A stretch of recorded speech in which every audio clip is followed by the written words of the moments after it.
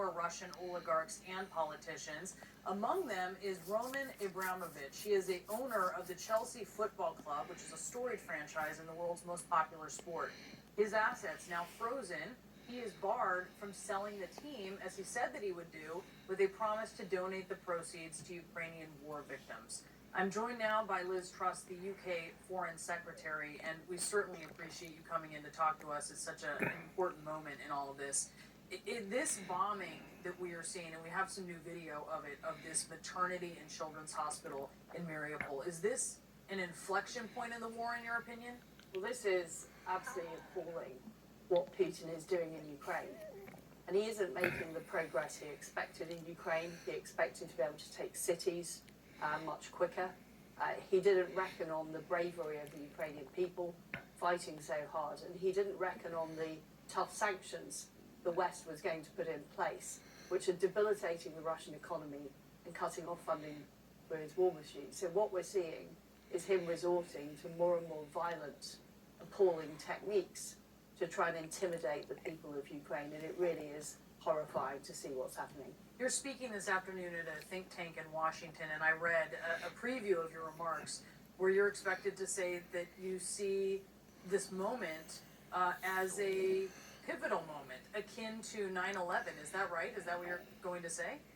That's right. We went through a period after the Cold War where we all thought that peace would be inevitable, that we could reduce defense spending, that we could focus on growing our economies. We became dependent on authoritarian regimes. If you look at Europe and our dependence on Russian oil and gas, that has been a huge problem. So what we need to do now is completely change our approach. That's why we put in place this tough sanctions. And today I've announced that we're sanctioning Roman Abramovich, as well as other major oligarchs close to the Putin regime. We need to take this head on. There can be nowhere to hide for these individuals. And we cannot carry on with business as usual, as we have been doing for the past 20 years. I know that you're seeing these pictures that we're seeing of mass graves in Mariupol. So many civilians killed that they're having to bury them in trenches. And this bombing at this hospital, are these war crimes? We absolutely believe that war crimes are being committed. We've referred the case to the International Criminal Court, along with 37 other nations. And we never expected war like this to be taking place in Europe again.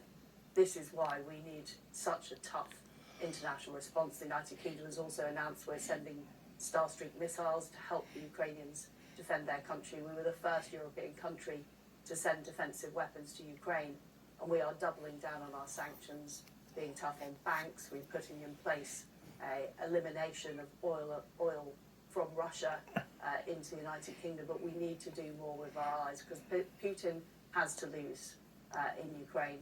That is vitally important, and it's just appalling the suffering we're seeing on the streets of Ukraine. There is, of course, a legal process to determining if something is a war crime. It is internationally determined. There is an investigation.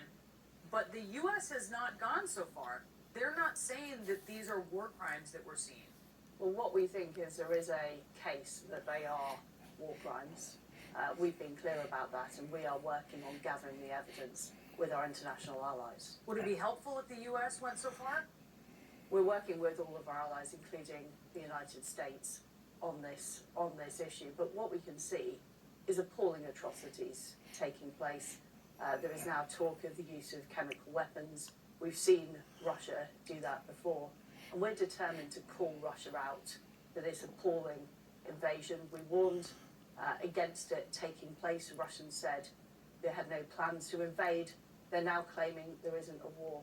We cannot trust a word they say, and we strongly believe there is evidence that appalling crimes are taking place, and we are doing all we can to collect that evidence. You mentioned chemical weapons.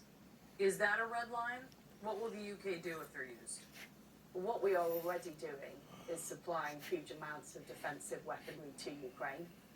We are working with our allies on cutting off the funding to the Russian economy, and we are very concerned about the potential use of chemical weapons.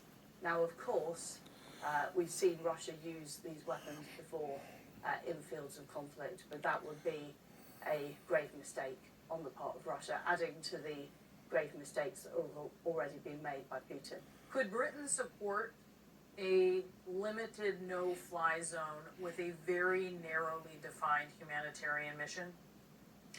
The issue is, with a no-fly zone, is that would bring NATO into direct conflict with Russia, however limited that no-fly zone is. Is that avoidable at this point? What our view is the best way to help the Ukrainians with their air defence is to supply equipment like the Starstreak, which we are supplying to the Ukrainians. That will help Ukraine defend their own country, it will help them defend their skies, but it won't bring NATO into the conflict. I certainly hear you saying that. That is not what Ukraine wants, and there's also concerns that without a no-fly zone, how do you get them those Starstreak missiles? How do you get them the Javelins? And how do you get them the Stinger missiles? Well, we have been very effective at getting missiles to the Ukrainians. The UK has supplied over 3,000 NLAWs, the anti-tank weapons. We supplied other weapons. So we are working with our allies and partners. The UK held a donor conference to get more countries to send weaponry. The Germans are now part of that. Other countries around Europe are supplying weapons, as of course the United States are. The best way that we can help the Ukrainians is by supplying those defensive weapons, by supplying humanitarian aid, and by cutting off funding to the Russian economy. That's why it's so important we sanction oligarchs like Roman Abramovich. It's why it's so important that we get a full SWIFT ban as well. And it's why it's important that we reduce dependency on oil and gas.